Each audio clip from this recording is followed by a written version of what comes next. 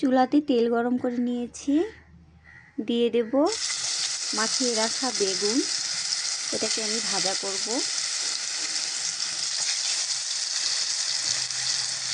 তেলটা গরম করে নিয়েছি।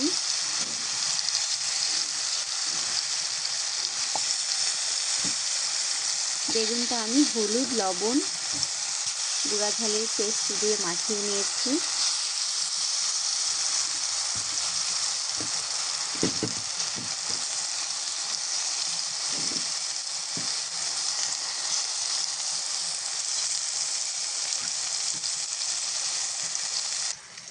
এখানে আমি প্রেসার কুকারে ভাত রান্না করতেছি। আমি এই পটের 1 পট চাল নিয়েছি এবং এই পটেরই 2 পট পানি দেব।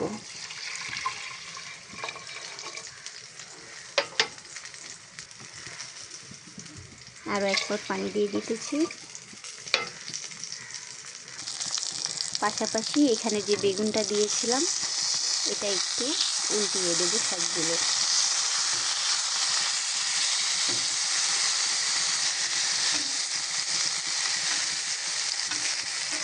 আমি চুলার আঁচটা একেবারে মিডিয়াম লো হিটে রেখেছি।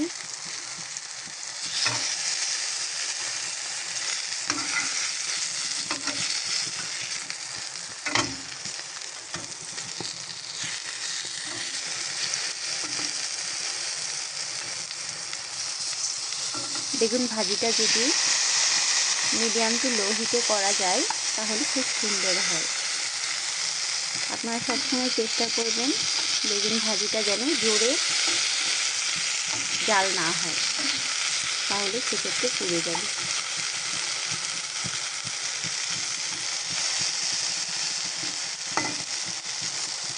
এবার আমি এই পিঠটা ভালোভাবে ভেজে নেব। পাশাপাশি আমার প্রেসার কুকারের ঢাকনাটা লাগিয়ে দিয়েছি। এবার আমি চুলাটা জ্বালিয়ে দিলাম।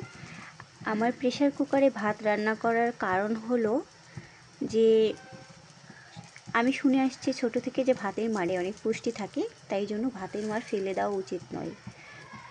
আর প্রেসার কুকারে 1 কোটা চালে 2 কোটা পানি, সাথে 2টা সিটি দিলেই ভাত হয়ে যাবে।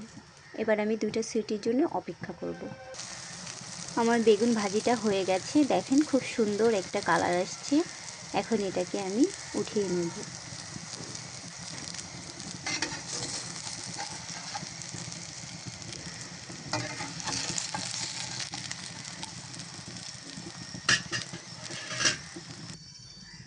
এবার আমি রান্না করব কবুতরের মাংস আলু আর টমেটো দিয়ে। সামান্য পরিমাণে এখানে আমি তেল দিয়ে নিতেছি। আমি সবসময় তেল, ঝাল, মশলা কম খাওয়ার চেষ্টা করি, তাতে শরীর ভালো থাকে। দিয়ে দেব কেটে রাখা পেঁয়াজ।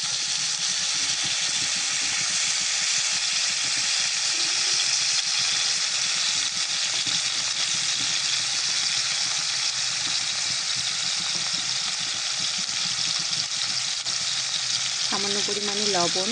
পেঁয়াজটা তাড়াতাড়ি নরম হবে এবং বেরেস্তাটা অনেক সুন্দর হবে।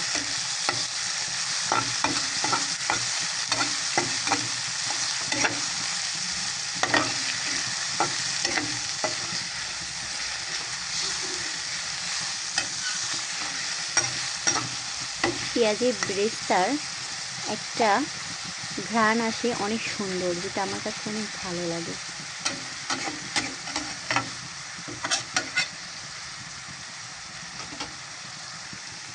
পেঁয়াজটা অনেকটাই নরম হয়ে আসছে, কিন্তু আমি এটা বাদামি কালার হওয়া অবধি অপেক্ষা করব।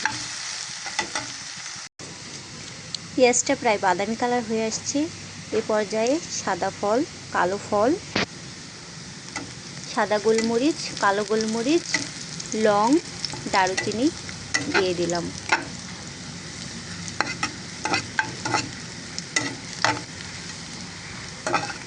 পেঁয়াজটা আমার হয়ে আসছে, আমি আর ভাজবো না। এখন আমি এখানে মরিচ বাটা,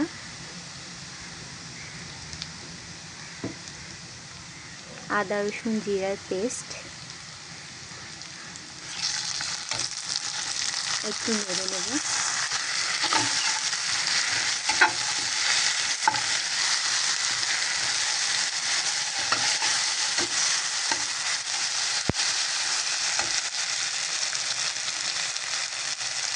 কিছুটা পানি,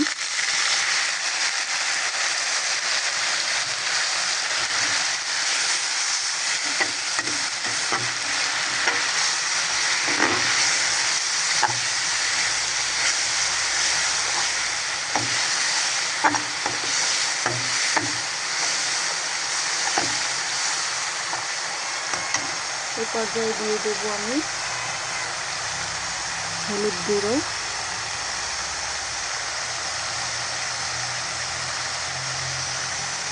লবণ পরিমাণ মতো,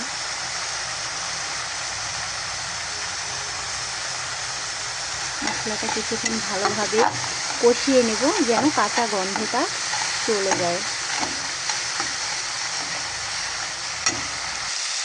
মশলাটা আমি 2 মিনিট মতো কষিয়ে নিয়েছি। এই পর্যায়ে দিয়ে দেব টমেটো।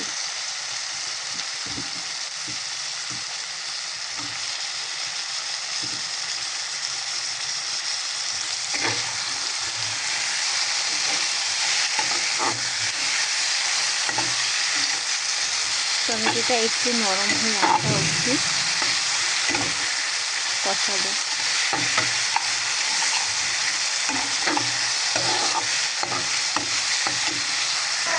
টমেটোটা আমার প্রায় কষানো শেষ হয়ে গেছে।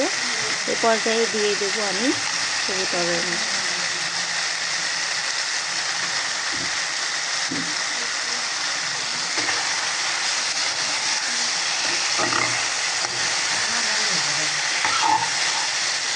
এটা খুব সুন্দর করে আমি এখন কষিয়ে নেব।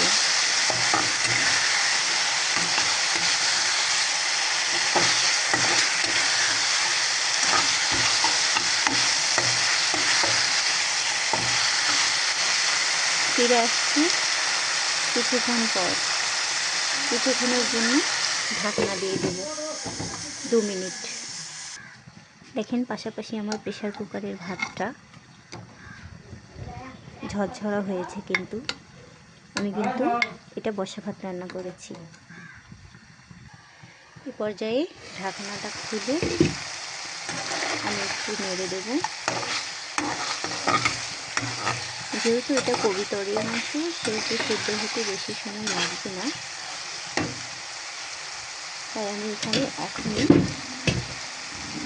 কেটে রাখা নতুন আলু অ্যাড করে দেব। এই টমেটো আর নতুন আলু দিয়ে দেশি মুরগির পাতলা ঝোল রান্না করে খাওয়ানো শিখিয়েছিল আমার দাদা। এই রান্নাটা আমি দাদার কাছে শিখেছি। আমি যখন ফার্স্ট টাইম এই রান্নাটা খাই, আমার কাছে খুবই মজা লেগেছিল। এমনিতেই সচরাচর আমি যে কোনো গোস্ত আমি মানে খালি খেতে পারি না, সাথে সবজি বা সাথে আলু হলে আমার সবথেকে বেশি ভালো লাগে। আমি আলু খুব ভালোবাসি, বিশেষ করে গোস্তের আলু। তো এই রান্নাটা আসলে আমার খুবই মজা লাগে খেতে, যার কারণে ভাবলাম আপনাদের সাথে শেয়ার করি। আপনারা রান্না করে খেয়ে দেখবেন, এভাবে খুবই মজা লাগে। আমি চুলার আঁচটা লো টু মিডিয়াম হিটে রেখেছি। আবার কিছুক্ষণ ঢাকনা দিয়ে রেখে দেব।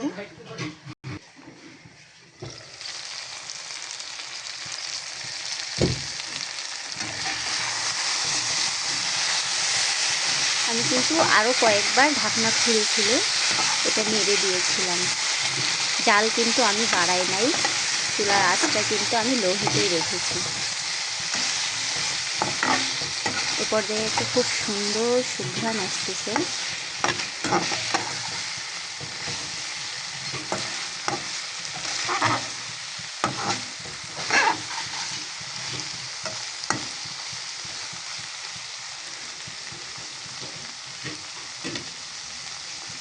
এখানে আমি এখন ঝোলের জন্য পানি অ্যাড করব,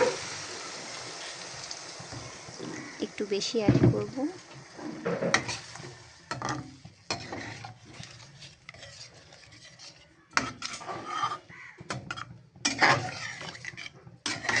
যাতে প্রপার সিদ্ধ হয়।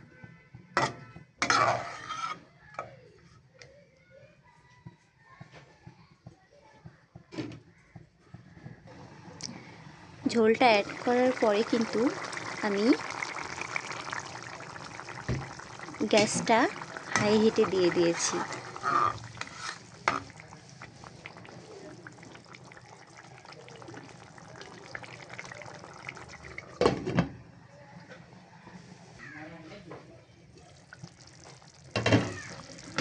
দেখেন ঝোলটা আমি কতখানি কমিয়ে নিয়েছি।